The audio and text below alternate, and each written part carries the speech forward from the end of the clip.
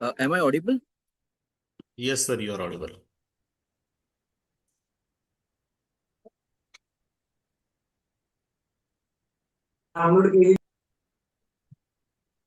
नमस्कार दोस्तों।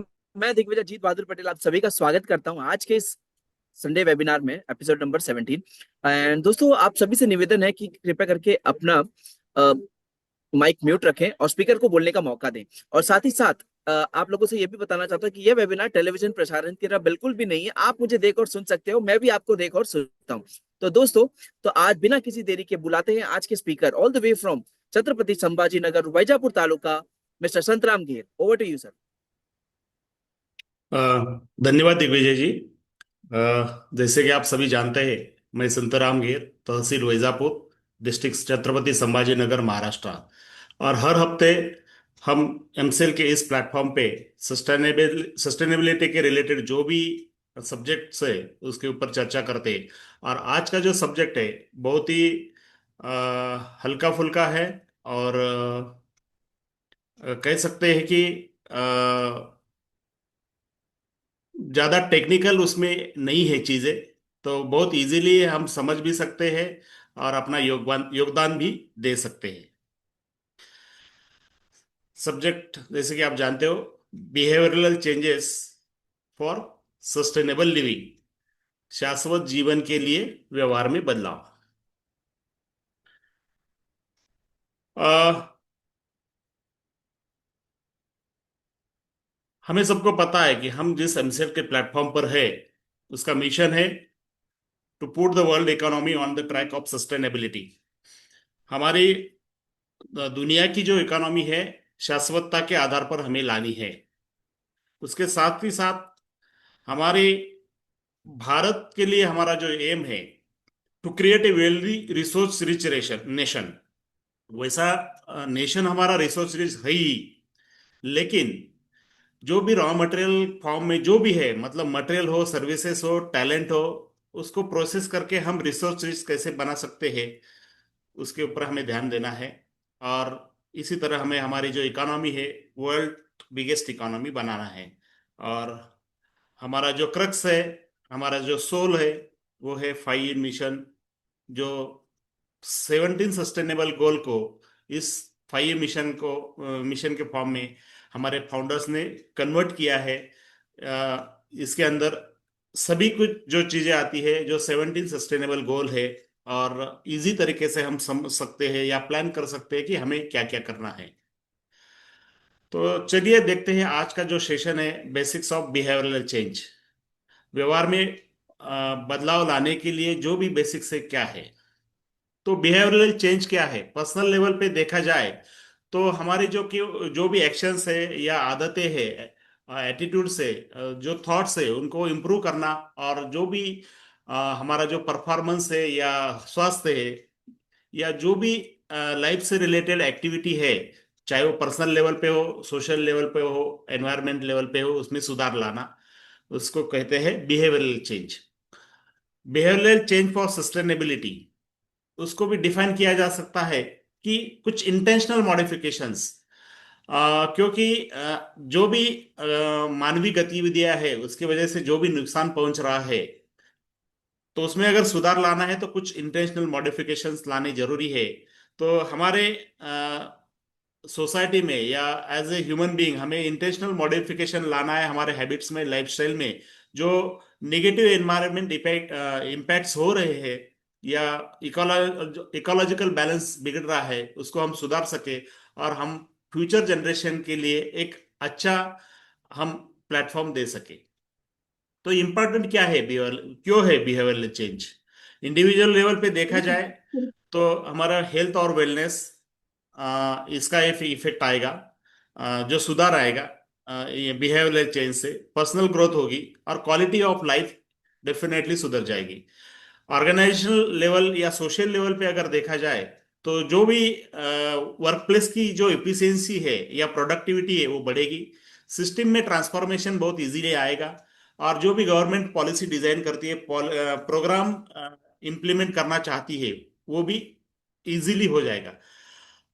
Behaviour important क्यों है, उसको इतना महत्व क्यों दिया जाता है? क्योंकि वो ऑब्जर्व किया जा सकती है बिहेवियर को। सिचुएशनल हो सकती है behaviour, situation to situation different हो सकती है। वो प्रैक्टिकल है बिहेवियर एज ए एंटाइटी। और इंडिविजुअल को और टीम को बांध बांध कर रख सकती है।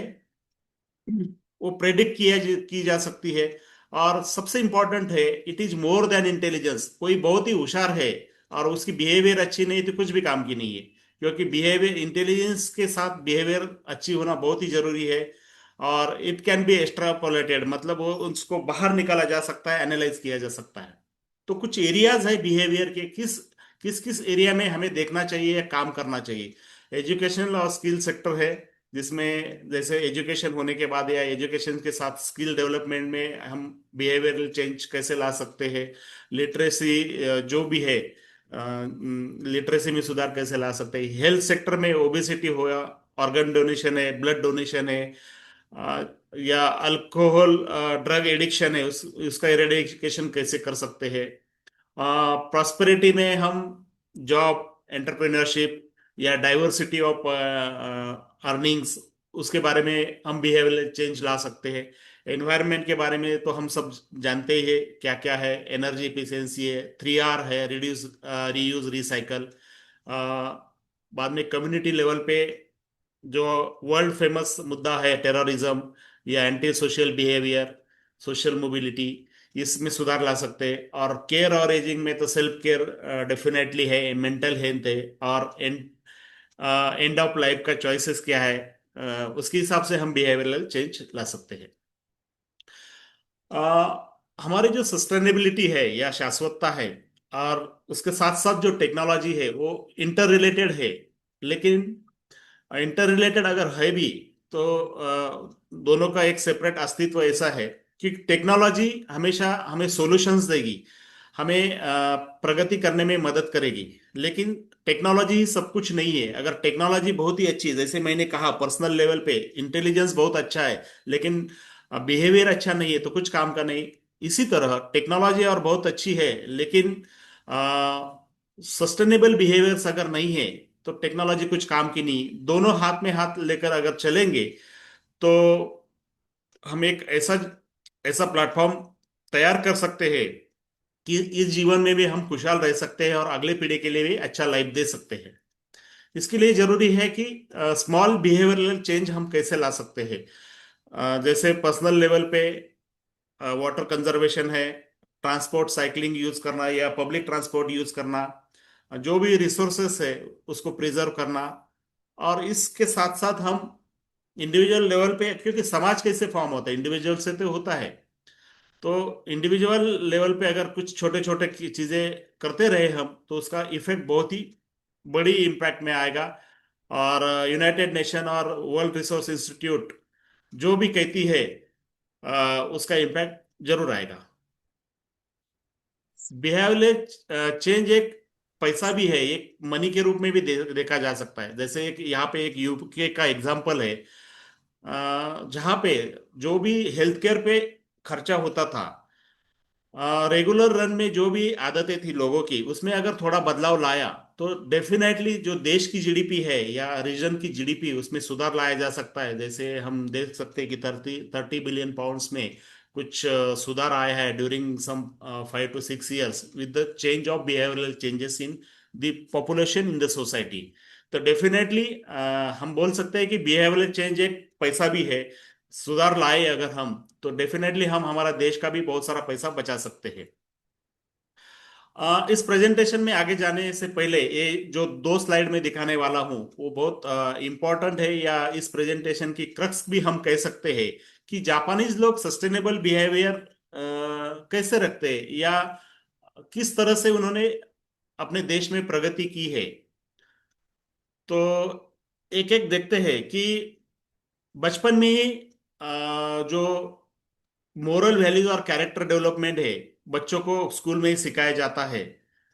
ओशो जी नाम का उनका एक क्लीनिंग टाइम रहता है, जिसमें वो सिविक जो सोशल रिस्पॉन्सिबिलिटी है, उस क्लीनिंग की आदत से बच्चों को आदत लगती है घर में या सोशल प्लेसेस में क्लीन रखना सब चीजें।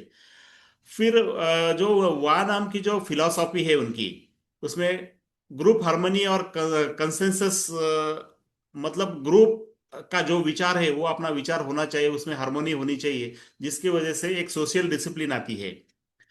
वहां पे बहुत ही एक अच्छी चीज है कल्चर ऑफ शेम। मतलब लज्जा लग जाना, कुछ गलत अगर हम कर रहे हैं तो उसकी लज्जा फील होनी चाहिए, सेम फील होना चाहिए। और वो कल्चर वहां पे है, जो करके हम इथिकल बिहेवियर और सोशल नॉर्म्स को साथ लेकर चल सके। और है कि वहां पे बुशिडो कोड जो दिखाता है कि उन सभी सिटीजन्स में लॉयल्टी, हॉनर और प्रोफेशनल इंटीग्रिटी होना चाहिए। एक बिहेवियरल हैबिट उनके समाज में इनकलकुलेट ऑलरेडी हुई है। वेस्ट मैनेजमेंट, हमारे यहाँ पे जो भी कचरा है, म्युनिसिपल कॉरपोरेशन, हमारी जितनी भी म्युनिसिपल कॉरपोरेशन है भारत में, वो बोल बोल के थक गई है कि भाई कचरा अलग करो, सेपरेट करो, डस्टबिन में सेपरेट सेपरेट डालो। लेकिन नहीं, हमारे घर का कचरा दूसरे के घर में गया, हमारे बाहर गया तो हमारा काम खत्म हो जाता है। ऐसी मेंटेलिटी बहुत जगह पे है, हालांकि उसमें सुधार भी आ रहा है। तो उनके यहाँ पे जो 6 नंबर पॉइंट है, इसमें 15 सब कैटेगरीज बनाई है कि जो लोकल गार्बेज गार्डियन द्वारा भी मॉनिटर की जाती है, और लोग भी डिसिप्लिन में वो कचरा सेपरेटली डालते हैं। उसके आगे है कंसेप्ट मोत्ताई नाई। उसमें क्या है, अ, अगर कोई वेस्टेज करते हो रिसोर्सेज, जैसा खाना है, खाना अगर वेस्ट करते हो तो गिल्ट फील होना चाहिए, बुरा लगना चाहिए। हर दाने दाने पे लिखा है खाने वाले का नाम, हम खाली बोलते हैं लेकिन खाते नहीं, बहुत वेस्ट करते हैं। तो वहां पे एक कंसेप्ट है कि सब जो भी खाना लेते हो उसको वेस्ट मत करो। और हमारे संभाजीनगर में भी बहुत बड़ी कैंपेन चल रही है। आप अगर देखोगे, जैसे नदी रिवर क्लीनिंग का ही भी एक बहुत बड़ा प्रोजेक्ट सक्सेसफुल हुआ है, इसी तरह खाना वेस्ट मत करो, अन्न बचाओ, इसके लिए बहुत बड़ी कैंपेन चल रही है। एक अच्छा, एक देख के सुकून लगता है। और कोई भी अगर चीज एक्सपायर होती है, यानी खाने की चीजें है या कोई भी है, तो एक्सपायर होने के पहले किसी के यूज में लाके दो या बेच डालो उसको, उसको बोलते हैं डिस्काउंटेड SOS। तो SOS का कंसेप्ट अलग है कि सेव फॉर, मतलब इमरजेंसी में यूज किया जाता है वर्ड, लेकिन यहाँ पे जो है कि एक्सपायर होने के पहले उसको यूज में लाओ। फिर वो है, मैं डिटेल क्यों एक्सप्लेन कर रहा हूँ, क्योंकि इतनी जो भी 2 स्लाइड है, इसमें सब क्रक्स है जो भी इस आज का जो प्रेजेंटेशन इसका। आप जानते हो कि जहाँ पे क्यू की या रांग लगाते हैं या लाइन लगाते हैं किसी भी चीज के लिए, तो लाइन ब्रेक करना या बीच में जाना हमारे यहाँ पे बहुत आज भी हम देखते हैं कि लाइन काटना या शॉर्टकट लेना हमारा मतलब आदत सी हो गई हमारे समाज में। लेकिन वहां पे एक मूवमेंट है या आदत है, डिसिप्लिन क्यूइंग, और बहुत ही पंक्चुअल होते हैं उसमें वो लोग। और है सिकेत्सु बोसाई।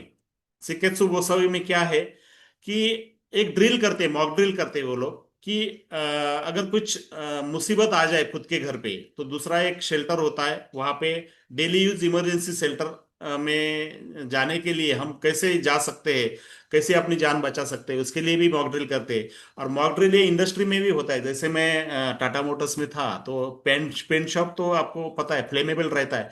तो हम महीने में एक बार मॉक ड्रिल करते थे, कुछ आग लग गई, आग लग गई, भागो भागो, तो 3-4 मिनट में पूरा 6 एकड़ का जो पेंट शॉप होता था वो खाली हो जाता था। तो मॉक ड्रिल भी बहुत इंपॉर्टेंट है, क्योंकि प्रैक्टिस के सिवा हम कुछ नहीं कर सकते। अचानक कुछ इमरजेंसी आ जाए और हमें प्रैक्टिस नहीं है, तो हम लोग कुछ नहीं कर सकते। तो ये मेटेकुलस क्लॉक की तरह ये लोग काम करते हैं। मेटेकुलस मतलब छोटा सा टाइनी क्लॉक, अगर हमारे हाथ के ऊपर मनगट जो बोलते हैं उसके ऊपर छोटा क्लॉक है, घड़ी है। तो हर एक सिटीजन, हर एक आदमी ऐसा काम करता है कि मानो वो उस घड़ी का एक छोटा सा पार्ट है। अगर समझो घड़ी का एक छोटा सा पार्ट चलना अगर बंद हो गया तो पूरी घड़ी बंद हो जाएगी। इस रिस्पॉन्सिबिलिटी के साथ जापानीज लोग काम करते हैं। और इसी आदत को हमें सीखना जरूरी है इस सस्टेनेबल बिहेवियर के अंदर। तो ये थी 10 बिहेवियर जो जापानीज लोग एग्जिबिट करते हैं आज के डेट में, इसीलिए उनकी जो प्रगति है वो आज दुनिया को दिख रही है। हालांकि हमारा एक और प्लस पॉइंट है, हमारा स्पिरिचुअल नॉलेज भी बहुत है हमारे यहाँ पे। उसको एक आइसिंग ऑन द केक और आइसी चेरी ऑन द केक बोल सकते हैं। मतलब बिहेवियरल चेंजेस तो हम जापान जैसे ला सकते हैं, उसके पास उसके साथ साथ हमारा जो स्पिरिचुअल नॉलेज है, ट्रेडिशनल नॉलेज है जो प्रूवन है ऑलरेडी, उसको दोनों को मिला के हम बहुत बड़ा बिहेवियरल चेंज ला सकते हैं। तो क्यों, क्या क्या छोटी छोटी एक्टिविटी है, हम क्या क्या कर सकते हैं? डेफिनेटली ये तो कुछ बड़ी बात नहीं है, हम सब जानते हैं मानते हैं, लेकिन करते बहुत कम बार है। जहाँ जरूरत नहीं होगी तो तभी स्विच ऑफ करो। Responsible use of electricity. दूसरा है पानी, जहां पर भी लीकेज है उसके लीकेज बंद करो। रेन वाटर हार्वेस्टिंग करो। और जो भी जितना ही जरूरत है, एग्रीकल्चर अगर अच्छा पानी है तो उसका यूज जहाँ पे अच्छे के लिए करो, अगर उसके जगह पे कोई रिप्लेसमेंट वाला पानी यूज कर सकते हैं तो वो करना चाहिए। और डिफरेंट डिफरेंट ये टिप्स है, आप सब जानते हो। 3R भी जानते हो आप, reduce recycle, reduce reuse recycle. जो भी अनवांटेड चीजें हैं रिड्यूस हम कर सकते हैं तो हम उसको करना चाहिए। रीयूज अगर कर सकते हैं, जैसे कोई बैग्स है या कुछ कंटेनर्स है, लॉन्ग लेते समय हमें ऐसा लेना चाहिए कि हम रीयूज कर सकते हैं। और बहुत सारी चीजें हैं, जैसे प्लास्टिक रिसाइकलिंग है या कुछ कार्डबोर्ड रिसाइकलिंग है, वो अभी हम कर सकते हैं। ये तो हमें पता है। बहुत बार श्याम सर ने भी हमें हमारे वेबिनार में दिखाया है कि ड्यूरेबल प्रोडक्ट यूज करो, लोकल लोकल प्रोडक्ट यूज करो, रीजनल सीजनल एंड ओरिजिनल। हमारे जो एरिया में जो भी प्रोडक्ट है, जो नेचुरल है और कोई हार्म नहीं पहुंचेगा, इस तरह के प्रोडक्ट अगर यूज किए तो डेफिनेटली जो हमारी सस्टेनेबल बिहेवियर है वो ग्रो हो जाएगी, एनवायरनमेंट को या प्रकृति को भी उसका फायदा होगा। और ओवरऑल हम सस्टेनेबिलिटी की ओर बढ़ेंगे। डेफिनेटली पूरा दुनिया का जो भी मार्ग है सक्सेस का, या भी जो भी करती है पेट से जाता है। पेट में अगर कुछ अच्छा जाता है तो अच्छे विचार आते हैं, अच्छा हेल्थ रहता है और सब काम अच्छे होते हैं। तो डेफिनेटली हमें, हम जो प्लेटफॉर्म पे है वो किसानी का प्लेटफॉर्म है, और इस प्लेटफॉर्म पे डेफिनेटली हमें ऑर्गेनिक फूड ग्रो करना है। ऑर्गेनिक फूड ग्रो करके डेफिनेटली हमें हमारा हेल्थ भी सुधारना है। और जो भी ऑर्गेनिक ऑर्गेनिक कहते हैं, क्योंकि ऑर्गेनिक का मार्केट में अगर फायदा है तो बहुत सारी फ्रॉड प्लेयर्स इसमें आ चुके हैं। कहने के लिए मैं ओपनली बोल रहा हूँ, क्योंकि बहुत लोग बोलते हैं ऑर्गेनिक है, ये है वो है, लेकिन ओरिजिनलिटी क्या है तो वो हमें देखना चाहिए। तो इसीलिए हम अगर परस बाग करते हैं कि हर किसान अपना अन्न वो अच्छी तरह उगाता है और बचा हुआ बाहर बेचता है, तो डेफिनेटली इसमें बहुत बड़ा सुधार आएगा। उसके बाद है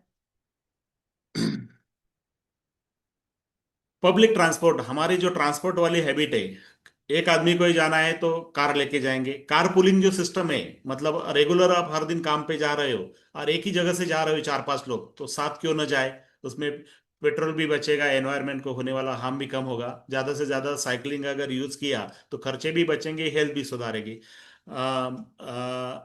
पब्लिक ट्रांसपोर्टेशन, बस है, रेलवेज है, और जो भी है वो यूज करना चाहिए। इंडिविजुअल लेवल पे हम क्या कर सकते हैं?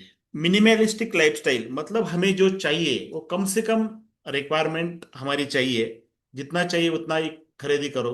ये नहीं कि बहुत सारा सामान कबड़ भरे पड़े हैं और सालों साल यूज नहीं कर रहे हैं। जापानीज लोगों में ये भी फिलॉसफी है, अगर शेल्फ पे अगर कोई आइटम है और 6 साल 6 महीने अगर यूज नहीं किया है तो उसको निकाल देते हो, डिस्पोज करते हैं। हमारे जो नागपुर के साथी है मनोज महाजन, उन्होंने बहुत बड़ा अच्छा सेशन लिया था 5M में, जब 5M सेशन चलते थे। 5 years, जो भी इंडस्ट्री में 5 years सेशन है, कहाँ पे क्या चीज रखनी है और कौन सी यूज में लानी है, ऑप्टिमम सब यूज किया जा सकता है। ज्यादा चीजें रखने की और जो भी भीड़ है उसको हम अवॉइड कर सकते हैं। सिंगल यूज प्लास्टिक, आप सबको पता है कि सिंगल यूज अगर हम कैरी बैग लाते फेंक देते और वो कितना पोल्यूशन करता है। या जो भी खाने की जो प्लेट्स है, चम्मच है, अगर उसके बदले में अगर हम ड्यूरेबल कोई यूज करें तो डेफिनेटली इसका फायदा ही होगा। हमारी शॉपिंग हैबिट्स, फिर कहता हूं कि जो कपड़े लेते हैं, 10-10 साल से कपड़े पड़े हैं वैसे ही है और लेते जा रहे हैं, या बाकी की भी जो चीजें हैं वो हम लेते जाते और यूज नहीं होता है। डिस्पोजल हैबिट्स जैसे बोला कि जापान में 15 टाइप के डिफरेंट डिफरेंट डिस्पोजल कैटेगरीज है, हमारे यहाँ पे 4 दिखते हैं या 5 दिखते हैं। तो इसमें भी हमें जरूर सुधार लाने की जरूरत है। अ, जो भी हम प्रोडक्ट लेते हैं वो ड्यूरेबल रहने चाहिए, यूज उसका ड्यूरेबल होना चाहिए। अभी कम्युनिटी लेवल पे या सोशल लेवल पे हम बिहेवियरल चेंज क्या ला सकते हैं, ये भी आपको पता है सबको। बहुत बार पेड़ हम लगाते हैं, लगा दिया तो बाद में उसका क्या होता है उसको ही पता, पेड़ को और एनवायरनमेंट को।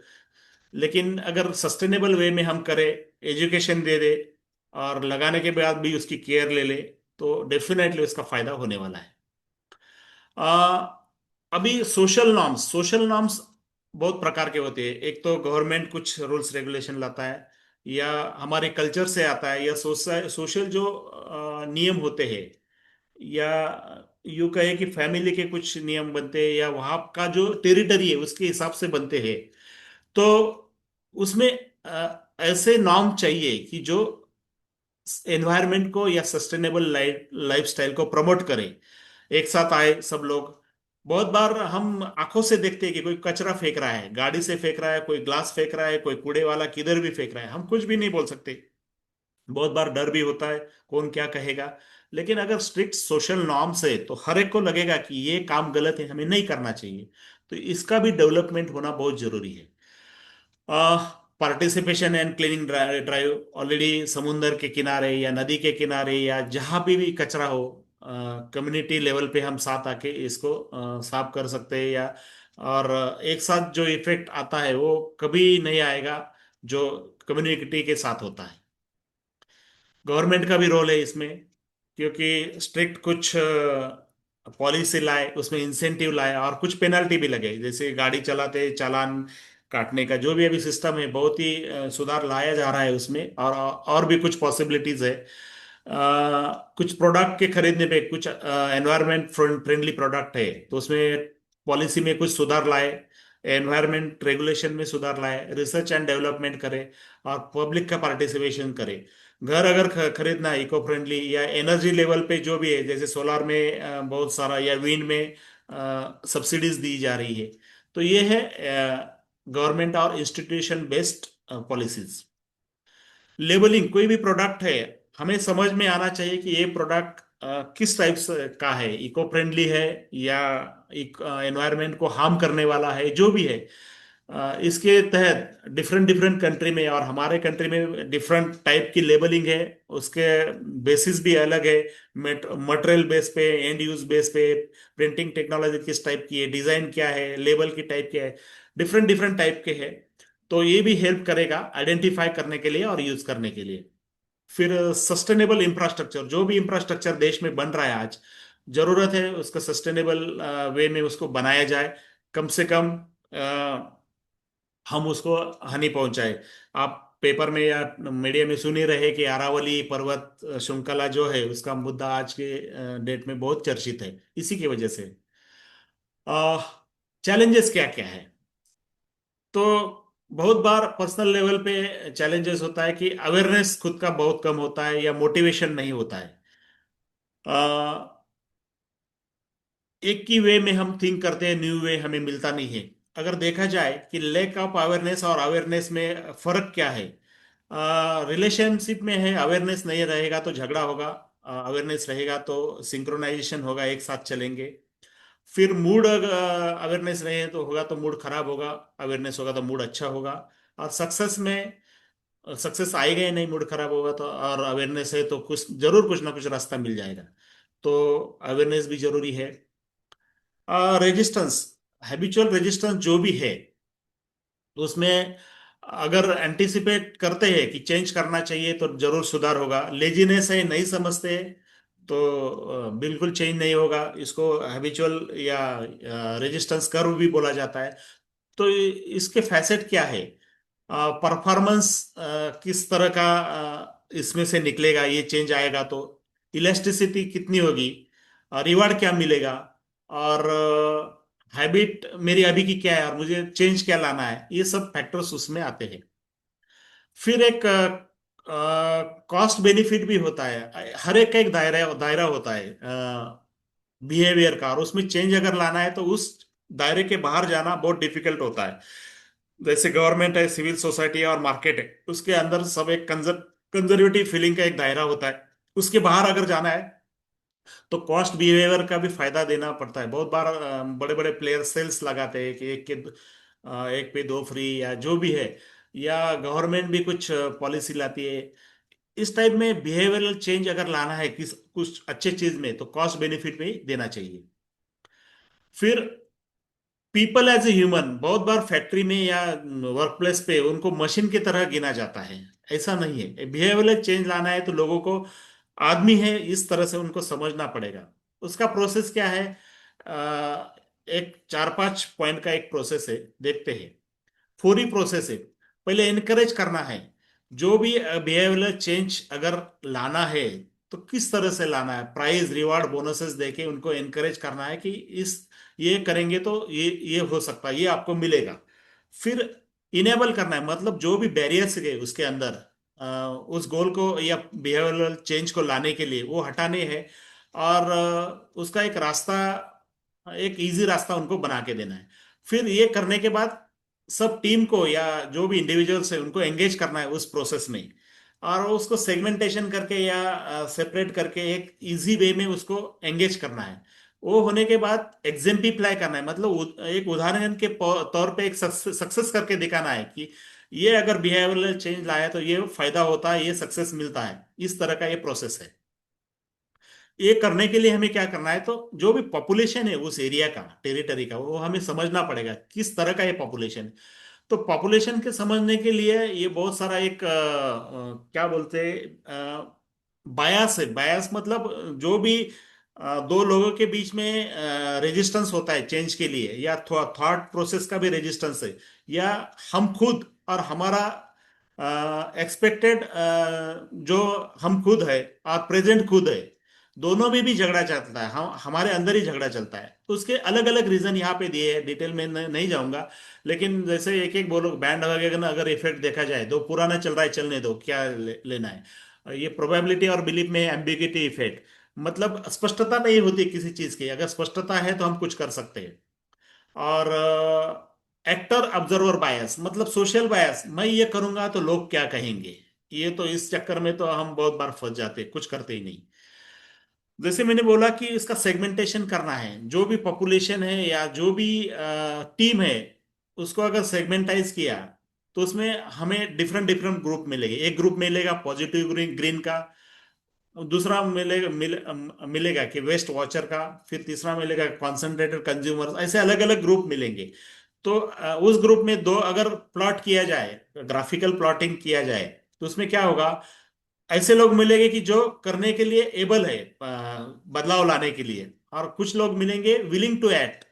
तो उनमें उनको अगर बदलाव लाना है, किस ग्रुप में क्या लाना है, तो उस ग्रुप के अंदर कितने लोग किस सेगमेंट वाले हैं वो हमें समझना पड़ेगा, और उस तरह की पॉलिसी या उस तरह से का डिसीजन मेकिंग हमें करना पड़ेगा।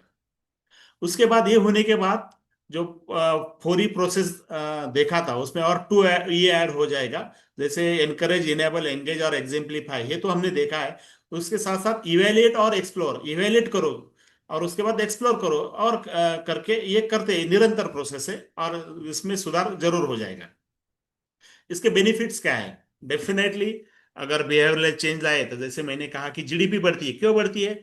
क्योंकि हमारा पोल्यूशन कम होगा, पोल्यूशन कम होगा तो हेल्थ सुधारेगा, हेल्थ सुधार जाएगा तो खर्चा कम होगा, और खर्चा कम होगा, हेल्थ सुधारेगा तो काम में इफिशियंसी आएगी, और अल्टीमेटली पोल्यूशन भी कम होगा, और हमारा जो इकोनॉमिकल बेनिफिट है वो भी होगा। और इसके साथ साथ जो कलेक्टिव इफेक्ट है रिड्यूस कार्बन फुटप्रिंट का, वो भी मिलेगा। डेफिनेटली ये तो बहुत कॉमन टर्म है, हम हर रोज सुनते हैं, कंजर्वेशन ऑफ नेचुरल रिसोर्सेस। ये नेचुरल रिसोर्सेस का कंजर्वेशन हो जाएगा। Improved health and quality of life सुधर जाएगा। ये डिफरेंट डिफरेंट फैक्टर्स है उसके। उसके बाद लॉन्ग टर्म एनवायरमेंटल प्रोटेक्शन हो जाएगा। कंक्लूजन क्या है? अगर हम बिहेवियरल चेंज लाते हैं उसका कॉस्ट इफेक्टिव, मतलब अगर कोई समस्या है हमारे यहाँ पे, कचरे की समस्या है, म्युनिसिपैलिटी या जो भी है, बड़े बड़े संस्थान क्या कर रहे हैं, बड़े बड़े प्रोजेक्ट ला रहे हैं, बड़ा बड़ा इन्वेस्टमेंट कर रहे हैं, लेकिन सोसाइटी लेवल पे, पर्सनल लेवल पे अगर कुछ सुधार किए जाए तो ये बड़े बड़े खर्चे बहुत ही टल जाएंगे। ऐसा ही मतलब ये एक तो एग्जाम्पल है, हर एक चीज में जो भी हम एक्ट कर रहे हैं उसमें अगर पर्सनल लेवल पे अगर कुछ बदलाव लाए तो बड़े बड़े होने वाले खर्चे टल जाएंगे और बहुत ही सिंपल वे में हम काम कर पाएंगे।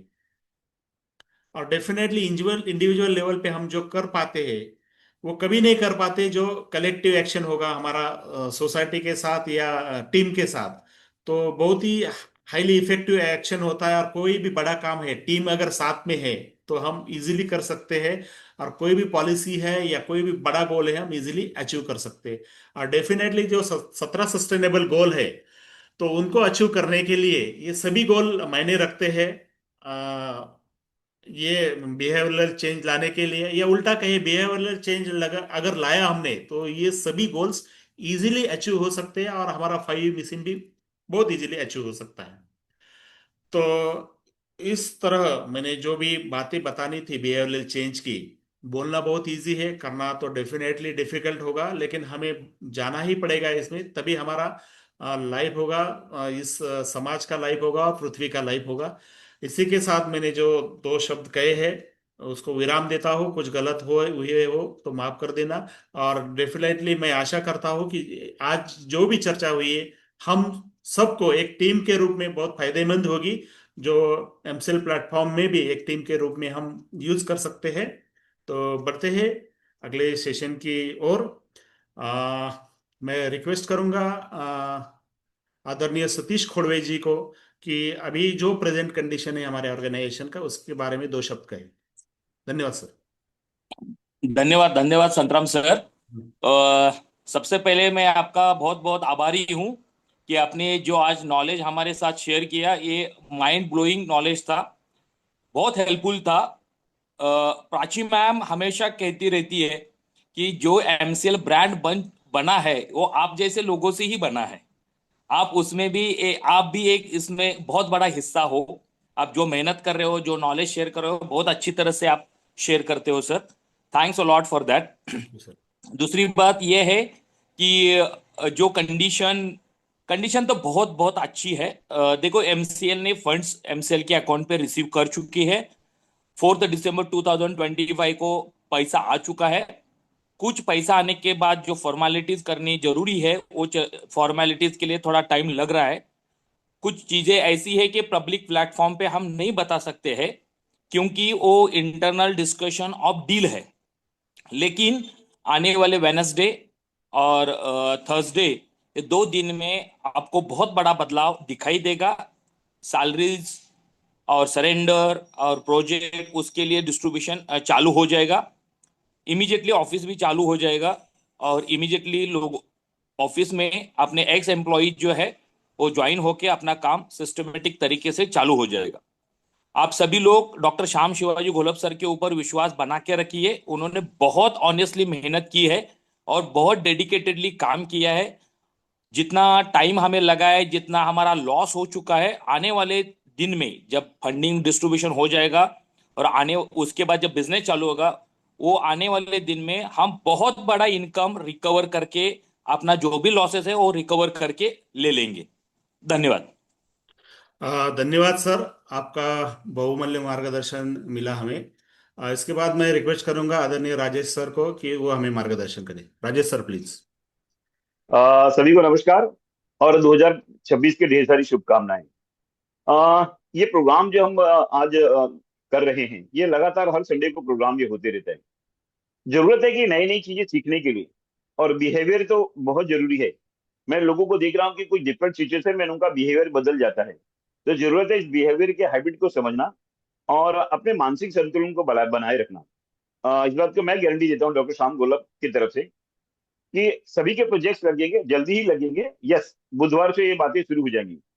कुछ डिले हुए हैं, कुछ कमिटमेंट फेल हुए हैं, लेकिन ध्यान रखिएगा कि ये जरूरी था कि जो पिछले हम बात करें 3-4 बार की, तो इन्वेस्टर की टीम के कुछ जो फॉर्मेलिटीज कंप्लीट रह गए थे, जो हमारे ऑर्गेनाइजेशन को मजबूत करने के लिए जरूरी थे। जो हम पब्लिक प्लेटफॉर्म पे वो सब चीजें डिस्कस नहीं कर सकते, ना बात कर सकते उसके बारे में, लेकिन यकीन मानिए, विश्वास विश्वास करिए, ये 100% चीजें बेहतर होने ही वाली हैं। दो बातें और मैं बोलना चाहूंगा कि 2026 से जनवरी शुरुआत हो रही है, जो कि जनवरी खत्म होने के पहले सभी के वहां कोई ना कोई प्रोजेक्ट लगने शुरू हो जाएंगे। बेसिकली हम तीन तीन चीजों की अगर बात करते हैं कि हमारे प्रोजेक्ट के ऊपर जो है ना फंडिंग शुरुआत हो जाएगी। दूसरा ये है कि जितने भी लोग रिफंड चाहते हैं उनको भी पैसे मिल जाएंगे, लोगों के ड्यूज है वो भी पैसे मिल जाएंगे। मैं लीगल इनलीगल जो भी बातें कर रहा हूँ, जो लीगल में गए उनको भी लीगल तरीके से पैसे वापस मिल जाएंगे। जो लोग रिफंड चाहते हैं जो है ना, वो वैसे ही अगर पैसे वापस ले सकते हैं तो उनको भी पैसे मिल जाएंगे। दूसरा ये कि आज सतीश कुड़वे जी का जो है मैंने जिक्र किया आपने, तो सतीश कुड़वे जी ना हमारे इस जो है ना आज के महाभारत के भीम की तरह हैं। अगर आप लोगों ने अगर देखा होगा उसके अंदर मैंने लिखा है, तो हमारी भीम की भूमिका में है, खुले दिल से बात करते हैं और बहुत कड़क तरीके से बात करते हैं। और कहीं ना कहीं ये भूमिका वो अच्छी तरह निभाएंगे। अगर उसको पढ़ेंगे तो मैंने उनका नाम जो है भीम की जगह पे रखा है। और 100% इस महाभारत में जीत सत्य की होगी, झूठ का कहीं ना कहीं हार होगा। और हम सभी लोग जो है ना इस प्लेटफॉर्म को, कहीं ना कहीं जो प्लेटफॉर्म होता है, सभी लोग आइए, इस पे आपका प्लेटफॉर्म है ये, और इसको उत्सव की तरह मनाइए। अगर फ्राइडे को प्रोग्राम होता है तो फ्राइडे को अटेंडेंस ज्यादा से ज्यादा रखिए। और ये अगर जो है ना अगर संडे को प्रोग्राम हो रहा है, ज्यादा से ज्यादा अटेंडेंस रखिए। क्यों? क्योंकि ये अटेंडेंस जो है ना सामने वाले की हार है। जो एमसीएल की कहीं ना कहीं तकलीफ देना चाहते हैं या उनको कहीं ना कहीं बुरा कहना चाहते हैं, तो उनके लिए ये दिखे कि नहीं, आज भी जो है ना एमसीएल के विजन और मिशन के साथ ढेर सारे लोग हैं जो इन सब चीजों को सपोर्ट करते हैं, डॉक्टर श्याम गोलप को सपोर्ट करते हैं और हर वो प्लेटफॉर्म को सपोर्ट करते हैं जिसके अंदर जो है ना हमारे ये प्रोग्राम्स होते हैं। तो उम्मीद है कि आप सभी लोग ऐसे ही सहयोग करते रहेंगे। बहुत बहुत धन्यवाद इस प्रोग्राम में जुड़ने के लिए, और इस बड़े स्तर पे जो है ना जुड़ने के लिए बहुत बहुत धन्यवाद। और 100% ये एमसीएल के प्रोजेक्ट जो अगले सप्ताह से लगने शुरू हो जाएंगे, और हम हर मोर्चे पे कहीं ना कहीं उनसे बीच ही पड़ेंगे। और इस महाभारत के युद्ध में जो सत्य की है उसकी विजय होगी, और हमारे पास जो कृष्ण है शाम रूपी, तो 100% जो है ना इस चीजों को जो है ना हमारे हर इच्छाओं को पूरा करते हुए आगे लेके जाएंगे। उतना ही फ्रस्ट्रेशन उनके मन में भी है। जब शुरुआत होगी तो अगले 3 वर्षों में प्रत्येक तहसील के अंदर 1,000 करोड़ का व्यापार होगा, और प्रत्येक एमवीपी जो अब उनका नया नाम है, केंद्रीय उद्योजक, ये सेंट्रल इंटरप्रेन्योर, लगभग 100 करोड़ का बिजनेस करेंगे, जिससे कि सभी हाथों को काम मिलेगा हमारे तहसील में है, और जिम्मेदारी के साथ हम इस चीज को आगे ले जाने का काम करेंगे। संतराम जी, आपने बिहेवियर के बारे में बताया। बिहेवियर के अनुशासन की जरूरत है। उस अनुशासन के दायरे में हमें जो बोलना है, हम पक्ष में या विरोध में कुछ भी बात कर रहे हैं, तो बहुत जरूरी है जो है ना वो अनुशासन की, वो अनुशासन के जो बाहर चले जाता है, कहीं ना कहीं वो गुमराह हो जाता है और कहीं ना कहीं उसका विनाश होना तय है। तो जरूरत है इसी बिहेवियर की कि जो है ना जो जो आदतें बदलेगा, आदतें इंसान को बनाती हैं। तो हमेशा हम अपनी आदत जो है ना अच्छा रखें। और 3 शब्द मैंने आज आपके प्रोग्राम से सीखा है कि एक होता है रीजनल, सीजनल और ओरिजिनल। ये बड़ी अच्छी लाइन थी और हमेशा इस चीज को ध्यान में रखूंगा। Thank you very much sir, बहुत बहुत धन्यवाद। धन्यवाद सर आपके बहुमूल्य मार्गदर्शन के लिए। और आगे मैं चाहूंगा माउली बारगजे, अ, है क्या, वो 2 शब्द कहे माउली। ठीक है। डॉक्टर आशीष उगले जी, सस्टेनेबल बिहेवियर पे आपके 2 शब्द रखिए। आ, धन्यवाद संतराम सर। आज आपने जो आपका जो चर्चा का विषय था, ये बहुत ही महत्वपूर्ण विषय था। क्योंकि जिस तरह से हम आजकल अगर कोई घर बनाना हो, किसी को बिल्डिंग बनाना हो या कोई इंडस्ट्री खड़ी करनी हो, तो सबसे पहले उसका ब्लूप्रिंट बनाना पड़ता है। तो उसी तरीके से अगर हम किसी समाज या किसी संगठन निर्मित की अगर बात करते हैं, तो इसमें सबसे बड़ा रोल रोल होता है, तो व्यक्तिगत रोल होता है। यानी हम समाज में बदलाव की जब बात करते हैं, तो हमें पहले खुद में बदलाव लाना होगा। और ये खुद में बदलाव कब आएगा हमारे इसमें, तो बिहेवियरल चेंजेस थी, यानी बिहेव, यानी हमारे जो लोग हैं, तो इसकी शुरुआत होती है हमारे फैमिली से।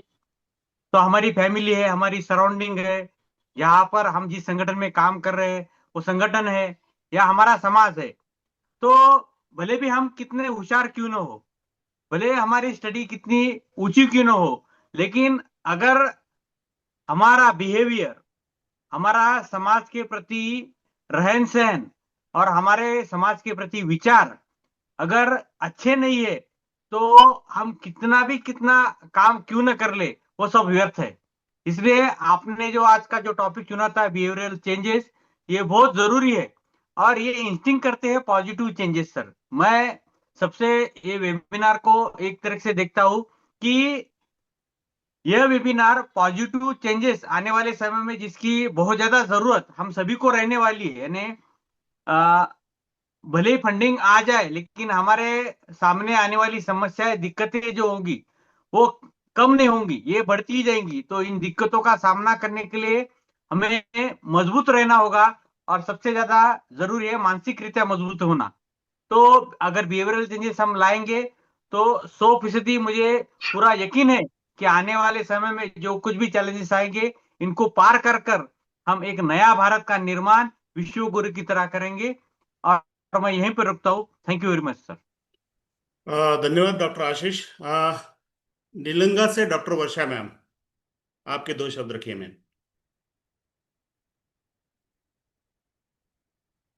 Doctor Varsha Suryavanshi ma'am.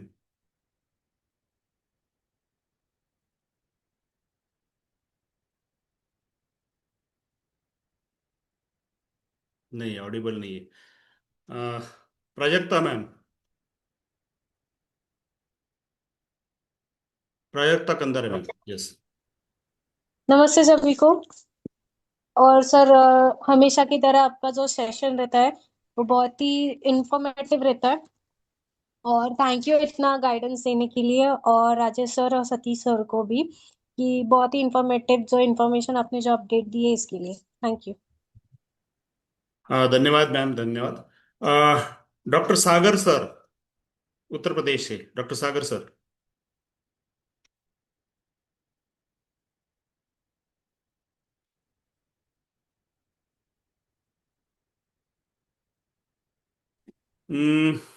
कर्नाटक से संजीव गुरुजी है मेरे सामने। संजीव गुरुजी सर, आप कुछ बोलना चाहेंगे?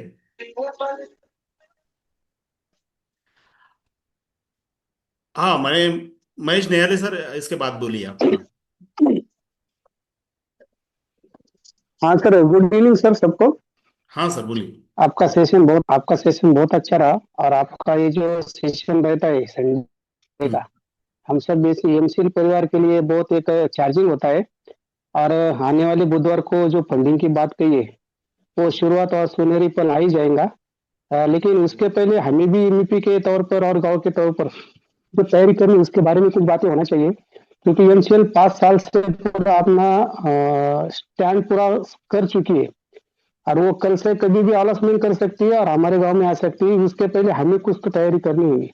तो आपको विनंती है कि ये जो एमबीपी का जो भी प्रोग्राम रहेगा, अगर आने वाले कल में या आने वाले दिन में क्या करना है, कैसा करना है, फार्मर के लिए क्या करना है, प्रोजेक्ट क्या होंगे, क्या करना पड़ेगा, लैंड कहाँ से होंगी, हमें खुद को क्या तैयारी करनी पड़ेगी, हमें खुद कुछ फंडिंग लगेगी या एमसीएल फंडिंग देके हमें कुछ तैयारी करनी पड़ेगी, इसके बारे में अगर कोई सोच और कोई बात हुई तो अच्छी बात हो जाएगी सर। और आपका सेशन बहुत अच्छा रहा। डेफिनेटली सर, इसके बारे में पूरी तैयारी हो चुकी है, बस ये शुरू होने की देर है। पूरी ब्लूप्रिंट तैयार है और पूरा हो जाएगा सर, जो भी आप चाहते हैं। Okay, thank you sir. Yes sir, thank धन्यवाद यू सर। सर। विट्ठल मुकने सर, बोलिए। या संजय गुरुजी सर, पहले आप बोलिए। संजय गुरुजी सर बोल रहे थे आप। नमस्ते, सबके चरणों में प्रणाम। संतराम सर जी, आपने जो गाइडलाइन दिया बहुत सुंदर, बहुत सुंदर। एक्चुअली आज जो एमसीएल में जो हो रहा है ना, और जो हुआ है, ये इसकी जड़ है। बिहेव ही इम्पोर्टेंट है, हमारी मानसिकता जो है। और जो हुआ वो गलत नहीं है, भले सबको कष्ट हो, लेकिन आज राजेश सर ने जो दिया है आज का महाभारत एमसीएल का, वो एक्चुअल सही है। क्योंकि अगर 2 पक्ष नहीं होते तो कैसे समझ में आता। कल अगर एमसीएल ग्लोबल लेवल पे पहुंच जाती और बाद में ये अगर ऐसी तकलीफ देते या कुछ घोटाला कर देते तो सबकी हालत क्या होती। तो अपने अपने बिहेवियर को सब लोग प्रकट कर रहे हैं। फिर बाद में उसमें पॉजिटिव नेगेटिव दो ग्रुप बन रहे, जिसको आगे जाना है आपके साथ है, अभी यहाँ सब मौजूद है, उपस्थित है, जिनको जाना है जाना है। कभी कभी अच्छी शक्ति वाले लोग बुद्धि कम होने के कारण जाते हैं, जैसे कर्ण चले गए शक्ति होने के बाद, क्योंकि कर्ण, शायद आप जानते होंगे, कर्ण पूर्व जन का बहुत बड़ा असुर था, उसका नाम था सहस्त्र कवच। वही गुण के साथ आया तो उसी टीम में चला गया। तो ऐसे यहाँ भी कुछ लोग हैं गलत पक्ष में जा रहे हैं। उन्होंने नेता को नहीं देखा, हमारे इंजन को, पायलट को नहीं देखा। उनको सपोर्ट करेंगे तो हमारी नौका जो है पार करेगी, उसमें कोई डाउट नहीं है। और आप सबको देख के मुझे बहुत प्रेरणा मिली आज। मैं रेयरली कभी एक दो बार एंड में अटेंड किया हूँ, लेकिन राजेश सर की आज्ञा पालन करते हुए मैं आज फिर भी देरी से आया, कोई एक मीटिंग में था, अब संभाल लीजिए। लेकिन मैं ये कहूँगा कि गीता का आखिरी श्लोक, उस समय भी धृतराष्ट्र की आंखें नहीं खुली संजय ने बताने के बाद भी, और उनका विनाश पक्का हुआ। संख्या का कोई संबंध नहीं है। 11 अक्षौहिणी कौरवों के थे, खाली 7 पांडवों के थे, लेकिन जीत कृष्ण जिसके साथ है, धर्म जिसके साथ है, बिहेवियर जिसका सही है, जो सही ढंग से चल रहे हैं, इसको समय तो देना होगा, तभी जीत पक्की अपने हाथ में है। और हमें सबको भरोसा रखना चाहिए, भले ये बुधवार भी जाने दो और कुछ समय जाने दो, लेकिन विजय अपनी है 100%। दूसरी बात, अभी जो सर जी ने बताया आगे की तैयारी, एक बार दरवाजा खुलने दो। अभी जो पहले ऑफिस में सिस्टम चल रही थी वो सब चेंज होना चाहिए, बहुत सिस्टमेटिक चलना चाहिए। बीच में जो समय गया वो समय श्याम सर और आप सब लोग इनके साथ जो कम रहे वो उसको सुधार करने के लिए ही है। फंड के साथ साथ पैरेलली ये भी काम चल रहा है, तो आगे चलने वाला काम 100% पक्का चलेगा और हम साथ में रहेगा, एक साथ हम काम करेंगे तो नौका डूबने वाली नहीं है। जो लोग पंचर कर रहे हैं उनकी तो पक्की डूबेगी। हमें कौन सी नौका में बैठना है अपने आप को तय करना है, और इसके लिए आपका आज का सेशन बिहेवियर बहुत इंपॉर्टेंट है। बहुत बहुत धन्यवाद, मुझे थोड़ा मौका दिया आपने बात करने का, आभारी हूँ। सर आपको बुलाए नहीं होता तो बहुत कुछ आज मिस हो जाता था, और बहुत बहुत धन्यवाद जो स्पिरिचुअल गाइडेंस आपने दिया। और मैं खुश हूँ कि इतने सारे पार्टिसिपेंट्स भी उसका लाभ ले रहे हैं आज इतनी बड़ी संख्या में। डेफिनेटली ये होगा सर। मुकने सर आप बोलिए, विठल मुकने सर। नमस्ते साथियों। सर गेर सर, शुक्रिया सर। आज जो आपने सेशन लिया बहुत अच्छा था, टॉपिक भी अच्छा था। और सर आज जितने भी स्पीकर से बातें सुनी, राजेश जी रहेंगे, सतीश कोमे जी रहेंगे, हमारे दिग्विजय सर रहेंगे, उनकी भी बातें सुनने में आएगी। तो सर उनकी भी बातें सुनने से हमें बहुत बहुत अच्छी एनर्जी आती है सर, और हमें दुगनी ताकत मिलती है सर। इसलिए हम बार बार आपसे बोलते हैं कि हमारे ज्यादा से ज्यादा स्पीकर बोलने चाहिए, ताकि हमें ऊर्जा मिले और उनसे बातें होती रहे सर। वो उनसे बातें रहेंगी तो हम जीवित रहेंगे, हमको ऊर्जा मिलेगी।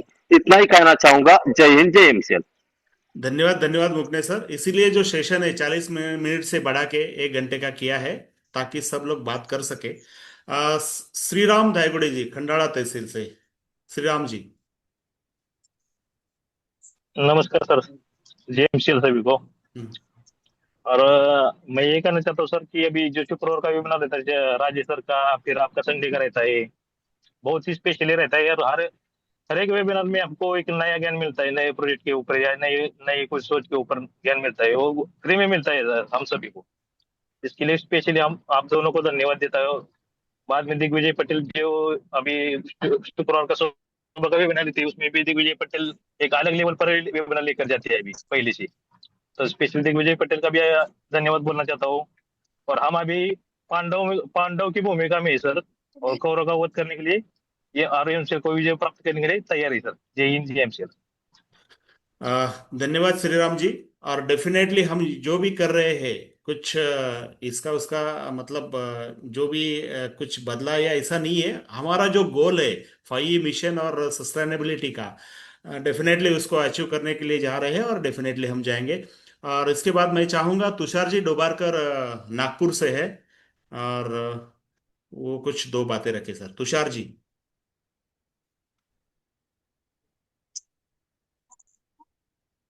तुषार डोबारकर सर।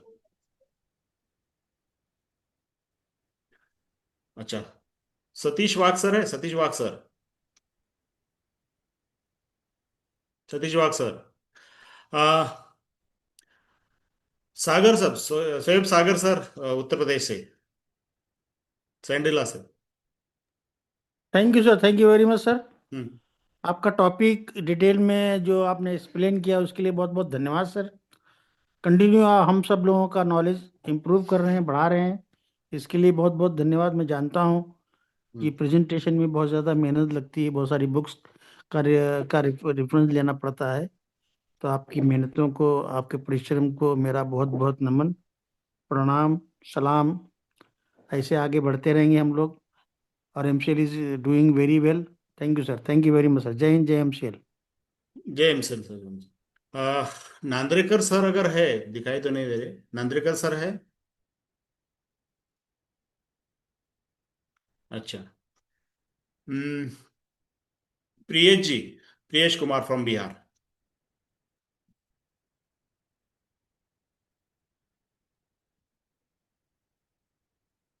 प्रियेश जी।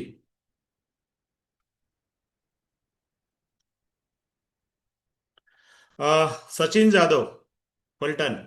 सचिन जादव सर।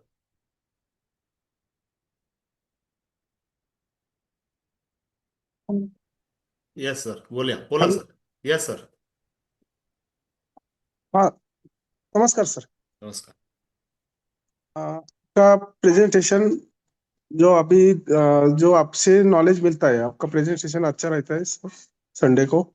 और जो नॉलेज मिलता है काफी सबको उसका थोड़ा सा ज्ञान मिलता है। और जो श्याम सर ने ये जो सब प्रोग्राम रखा, वे अपना जो फ्राइडे का भी वेबिनार रहता है उसमें से भी, और आपका संडे का है, फ्राइडे का अपना राजेश सर का भी, जो हमें सबको एक ऊर्जा मिलती है। और मैं कहना चाहता हूँ कि सभी ने ये ज्यादा से ज्यादा ये अटेंड करना चाहिए। और धन्यवाद डेफिनेटली सर। सर, आपके एरिया में मैं था, बारामती एरिया में, पियाजो में, तो आप उसी एरिया में बहुत ही अच्छा कार्य कर रहे हो, और आपके सोशल वर्क भी बहुत बड़ा है, और मुझे जान है इसकी। तो डेफिनेटली इस प्लेटफॉर्म पे आपका बहुत ही बड़ा रोल और कार्य रहेगा, इससे मैं अवगत हूँ। Thank you sir. Thank you. धन्यवाद सर। मंजेश जी है, मंजेश चौहान सर। बोलिए सर, 2 शब्द। मंजेश सर। मेरी आवाज आ रही है सर? बिल्कुल सर, आपकी आवाज है। Yes sir. जी धन्यवाद सर। बहुत बहुत धन्यवाद आपको एक मौका देने के लिए यहाँ पर इस संडे के वेबिनार में।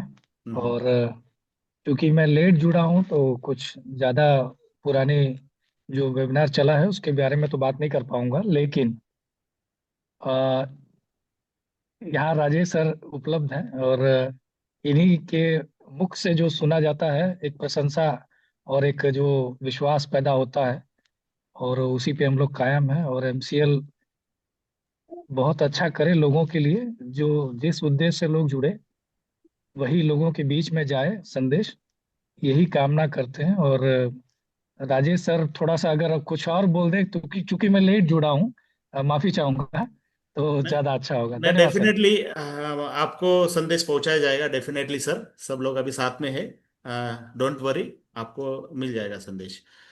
धन्यवाद सर, धन्यवाद।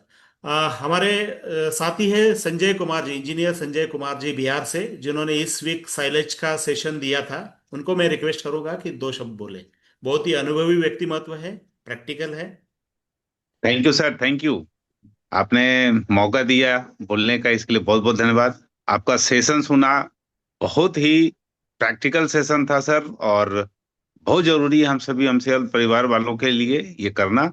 और हम यही चाहते हैं कि एमसीएल आगे बढ़े, सभी लोगों का फायदा हो, लेकिन फायदा तभी होगा जब हम अपने स्वभाव में परिवर्तन लाएंगे। पहले हम खुद को बदलेंगे, जब हम खुद को बदलेंगे तभी समाज बदलेगा। अगर हम खुद नहीं बदले तो समाज नहीं बदलेगा। बहुत बहुत धन्यवाद सर, बहुत अच्छा धन्यवाद सर, लगा सर। धन्यवाद। मैं थैंक यू आपको सर। बता दूं सभी पार्टिसिपेंट को, संजय कुमार जी उस धरती से है, नालंदा की धरती से, जहाँ पे एक विश्व रूपी विद्यापीठ था, ज्ञान की धरोहर थी, और वहां से वो आते हैं। और जो ईंटें बनाने होती है गोबर से, उसमें भी उनका बहुत बड़ा अनुभव है। तो डेफिनेटली सर, आपसे भी हमें बहुत कुछ सीखने का मिलेगा, और जरूर बाकी सर। के ऊपर तो डेफिनेटली सर साथ में काम करेंगे। Thank you sir, thank you sir, उसके बाद ऐसा कोई है? धन्यवाद सर, धन्यवाद। जो बोलना चाहता है, कोई छूट गया हो, क्योंकि ये प्लेटफॉर्म आप सभी का है, और आप बोल सकते हो कि सस्टेनेबिलिटी के लिए, क्योंकि एमसीएल की जो बिहेवियर है उसके बारे में तो सभी ने बात किया, तो आप उस बिहेवियर में तालमेल मिलाने के लिए आपका क्या विचार है, आप बता सकते हो। और हेलो। कोई बताना चाहेगा, बोलना चाहेगा? वो डॉक्टर वर्षा मैम है, doctor Varsha ma'am, doctor Swati ma'am, Swati ma'am Trimbakeshwar से, मिताली माने मैम, अशोक शिंदे सर है, डॉक्टर अशोक शिंदे सर, हमारे सीनियर, हमारे मार्गदर्शक अशोक शिंदे सर, मैं रिक्वेस्ट करूंगा आप 2 शब्द बोले। और ये आखिरी होगा क्योंकि अभी टाइम खत्म होने के लिए आया है। अशोक शिंदे सर, क्या आप सुन रहे हो? यस, अनम्यूट के, अनम्यूट करा सर, अनम्यूट। यस। नमस्कार। आप सभी को मुझे 2 शब्द बोलने के लिए संधि दिया, इसलिए मैं आपका धन्यवाद करता हूं। और मैं आप सभी को यही, आज जो भी हमें अपडेट दिया, राजेश सिंह सर ने बोला, सतीश खोड़वे सर ने भी बताया, तो इसलिए उनका भी मैं धन्यवाद देता हूँ। और अभी थोड़ा समय बाकी है, उसमें सबका ही अच्छा होगा। मैं लास्ट मीटिंग में भी बोला था कि भाई अब हम लोग सब एकजुट के रहते तो ही ये काम हमारे हाथ से अच्छा होने वाला है। कोई भी अपना ग्रुप वाला अपने इसमें, जब तक ये ऑफिस शुरू होने का और जो भी मूवमेंट एमसीएल का शुरू होने तक शांति बना रखिए। अभी बाबा जी ने बताया, जो भी ये महाभारत है सही है, इसमें कोई संदेह नहीं है। लेकिन जब रणरंग अभी लड़ाई शुरू हुई है, तो अभी कोई कोई पीछे हटने वाला नहीं है, सब ठीक हो जाएगा, इतना ही मैं बोलूंगा। और मैं आपको आज एक बताता हूं कि हमारे लिए अच्छी न्यूज, जैसे राजेश सिंह सर ने बताया उसी मुताबिक 2 दिन में होने वाली है। मैं भी विश्वास रखता हूं, हम सब विश्वास रख के ही चले हैं, और थोड़े दिन रखना है और चलना है, बस उतना ही संयम रखो। इतना ही मैं 2 शब्द बोलने को मुझे संधि दिया, मैं आपको धन्यवाद मानता हूँ, और मैं यही थमता रुकता हूँ। जय हिंद, जय एमसीएल। धन्यवाद सर, धन्यवाद। हमारा अभी टाइम खत्म हुआ है। मैं आज के होस्ट दिग्विजय सर को रिक्वेस्ट करूंगा कि वो मीटिंग को क्लोज करें।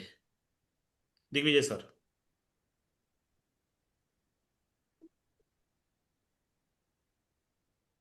Thank you so much Santram ji, एक बेहतरीन टॉपिक के साथ आपने जो आज बताया है। मैं एक बार फिर से हमेशा की तरह रिपीट करता हूँ आज कि ये वेबिनार जो मिस करता है ना, तो बहुत कुछ खो देता है। ये वेबिनार सिर्फ वेबिनार नहीं होता, एक शिक्षा के माध्यम से हम सभी लोगों तक, हजारों लाखों लोगों तक ये चीजें पहुंचती है।